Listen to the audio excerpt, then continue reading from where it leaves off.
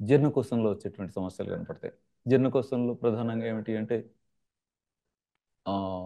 Gastric సమస్యలు, ulcers form అవ్వడం, డ్యూడియోనియం ulcers, peptic ulcers, ఇలా ఆ, సమస్యలన్నీ ఉంటాయి. మనం చాలా కాలం బాధపడుతూ ఉన్నాళ్ళని చూస్తూ ఉంటాం. దానికి జెంటాకో, జెల్సిలో, ర్యాంటాకో, ఓంప్రజోలో, ఓమెజ్ క్యాప్సిలో ఇలా వేస్తూ కాలం గడిపేస్తూ ఉంటాం. సంవత్సరాలు సంవత్సరాలు గడిపేస్తూ ఉంటాం. దీనికి కారణం ఏంటంటే దీనికి కూడా ఒక రెండు కారణాలు ఉంటాయండి. ఇందాక నేను రెండు కారణాలు అంటూ మాటల్లో ఒక కారణం చెప్పడం మిస్ అయ్యాను. ఏది నోటి కురుపులు వచ్చే దగ్గర రెండు కారణాలు ఉంటాయని బి కాంప్లెక్స్ లోపం ఒకటి చెప్పాను.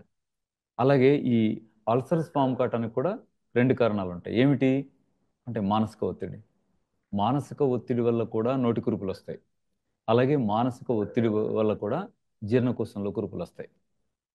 అంటే అల్సర్ అంటామా, బయట ఉంటే మనం అల్సర్ పుండు అన్నాం అనుకోండి, లోపల ఉంటే ఇంగ్లీష్లో అల్సర్ అన్నాం అంతే. ఓకేనా?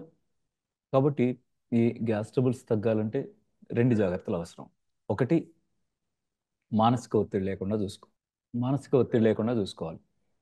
మీరు గమనించండి, గ్యాస్ ట్రబుల్ అల్సర్స్ ఉన్నవాళ్ళు ఎక్కడైనా బాగా ఎక్కువ బాధపడినా, ఎవరి మీద బాగా కోపంతో రియాక్ట్ అయినా, ఇలాంటి సందర్భాల్లో వాళ్ళకి ఇబ్బంది ఎక్కువ అవుతుంది. తెల్లారో రెండో రోజు చూస్తే వాళ్ళు రిస్క్ అయిపోయి ఉంటారు. వాళ్ళ బాధ పెరిగిపోతుంది. కాబట్టి మానసిక ఒత్తిడిని కంట్రోల్లో ఉంచుకోవాలనేది ఒక దృష్టిలో పెట్టుకోండి. సెన్సిటివ్గా ఉండొద్దు, అంటే సున్నితంగా ఆలోచించడం, సున్నితంగా రెస్పాండ్ కావడం చేసే వాళ్ళలో ఈ నష్టాలు ఎక్కువ ఉంటాయి. ఇది ఎక్కడ జరిగినా కూడా వాళ్ళకే జరిగినట్టు ఫీల్ అయిపోవడం, బాధని భరించలేని తనంతో ఉండడం, చాలా సున్నితంగా ఉండడం, ఇవన్నీ కూడా నష్టం చేసే అంశాలుగా ఉంటాయి. కాబట్టి గ్యాస్ ట్రబుల్స్, అల్సర్స్ ఉన్న వాళ్ళు మానసిక ఒత్తిడికి ఎంత దూరంగా ఉంటే అంత త్వరగా అవి కంట్రోల్ వస్తాయని దృష్టిలో పెట్టుకోవాలి. అలాగే వీటిని తగ్గించుకోవడానికి మరొక చాలా ముఖ్యమైన పని కూడా మనం తీసుకోవాలి. ఇవి రావడానికి ఉమ్, అతి ముఖ్యమైన కారణంగా ఏముంటుందంటే నెగిటివ్ బాక్టీరియా జీర్ణకోశంలో ఫామ్ అవడం కూడా ఒక కారణంగా ఉంటుంది. ఈ నెగిటివ్ బ్యాక్టీరియాని కంట్రోల్ చేయడానికి మనకున్న మార్గం ఏంటి అంటే నెగిటివ్ బాక్టీరియా, పాజిటివ్ బ్యాక్టీరియా రెండు బాడీలో ఉంటాయి, కానీ బ్యాలెన్స్గా ఉంటాయి. ఆ బ్యాలెన్స్ తప్పినప్పుడు వచ్చేటువంటి సమస్య ఇది కూడా ఒకటి. కాబట్టి పాజిటివ్ బ్యాక్టీరియాని మనం మళ్ళీ తిరిగి నింపడం ద్వారా ఆ నెగిటివ్ బ్యాక్టీరియా చేసేటువంటి డ్యామేజ్ని తగ్గించేటువంటి వైపు ప్రయత్నం కూడా ఈ అల్సర్స్ని తగ్గించడానికి పనికొస్తుంది. పాజిటివ్ బ్యాక్టీరియాని జీర్ణకోశంలో పెంచాలంటే ఏం చేయాలి మనం అంటే ఆహారం ద్వారా పాజిటివ్ బ్యాక్టీరియా వెళ్ళేట్టు చూడాలి. ఆహారం ద్వారా వెళ్ళే మార్గాల్లో ఒక ముఖ్యమైన మార్గం ఏంటంటే మజ్జిగ అండి. మజ్జిగలో బ్యాక్టీరియా ఉంటాయి, పుష్కలంగా ఉంటాయి. ఇప్పుడు పాలు ఉన్నాయి, పాలు తోడుకోవాలి, పెరుగు అవుతాయి. పాలు పెరుగు ఎందుకు అవుతాయి, ఎలా తోడుకుంటాయి అంటే వెంటనే ఆన్సర్ ఏం చెప్తాం మనం? లాక్టిక్ బాక్టీరియా ఉంటాయండి, అందువల్ల అది తోడుకుంటుంది అలా చెప్తాం కదా. అది అలా పాలు తోడుకోవడానికి కారణం బాక్టీరియానే. గోరువెచ్చటి పాలలో కాస్త మజ్జిగ వేసరికి మజ్జిగలో ఉన్న లాక్టిక్ బాక్టీరియా వాటిని మ్, పెరుగుగా మార్చేస్తూ ఉంది. దాన్ని మజ్జిగ చేసుకుంటాం. మజ్జిగ చేసుకొని మీరు ఒక్క రోజులో కనీసం 4 నుంచి 6 సార్లు మజ్జిగ తాగండి. అప్పుడు ఒక గ్లాస్, అప్పుడు 2 గంటలకు ఒక గ్లాస్ తాగండి. 2 గంటలకు ఒక గ్లాస్ తాగితే కూడా సుమారు 8 సార్లు తాగొచ్చు నిద్రపోయేలోపు. అన్నిసార్లు తాగలేరు, కనీసం 4 నుంచి 6 సార్లు మజ్జిగ తాగటం మొదలెట్టడం కూడా ఈ అల్సర్స్, గ్యాస్ ట్రబుల్స్ తగ్గించుకోవడానికి మీరు ఒక మంచి మెథడ్ అనుసరించిన వాళ్ళు అవుతారు. దృష్టిలో పెట్టుకోండి. అలాగే ఈ పాజిటివ్ బ్యాక్టీరియాని పెంచుకోవడానికి మరొక మార్గం కూడా ఉంది. ఏమిటది అంటే ఆ, సద్దన్నం తినడం. సద్దన్నం తినడం. ఒకప్పుడు సద్దన్నం అనేది ఉండేది. లేదా ఒకప్పుడు మన కుటుంబాల్లో ఏముండేదంటే కలి అని ఉండేదండి. కలికుండ అని ఉండేది. పులిసిన ఆహారాలు ఉండడం, వాటిని ఆహార పదార్థాలు ఉపయోగించుకోవడం, ఈ సిస్టమ్ అంతా ఉండేది. ఇప్పుడు సరే పోయింది. ఇప్పుడు మళ్ళీ తిరిగి దాన్ని తీసుకురాగలమా? తెస్తే మంచిదే. తేలేము. కనీసం రాత్రిపూట అన్నం వండి దానిలో పాలు పోసి తోడేసి అక్కడ పెట్టేయండి. తెల్లారేసరికి అది తోడుకొని అన్నంతో పాటు తోడుకొని సద్దన్నంలాగా తయారై ఉంటుంది. దానిలో పుష్కలంగా పాజిటివ్ బ్యాక్టీరియా ఉంటుంది. దాన్ని ఆ పెరుగన్నాన్ని ఉపయోగించుకోవడం ద్వారా కూడా ఈ అల్సర్స్, గ్యాస్ ట్రబుల్స్ వీటి నుంచి బయటపడే ఛాన్స్ ఉంటుందండి. ఒక ప్రయత్నం చేయండి. అలాగే ఇక్కడే మరొక రీజన్ కూడా మీకు చెప్పాలి.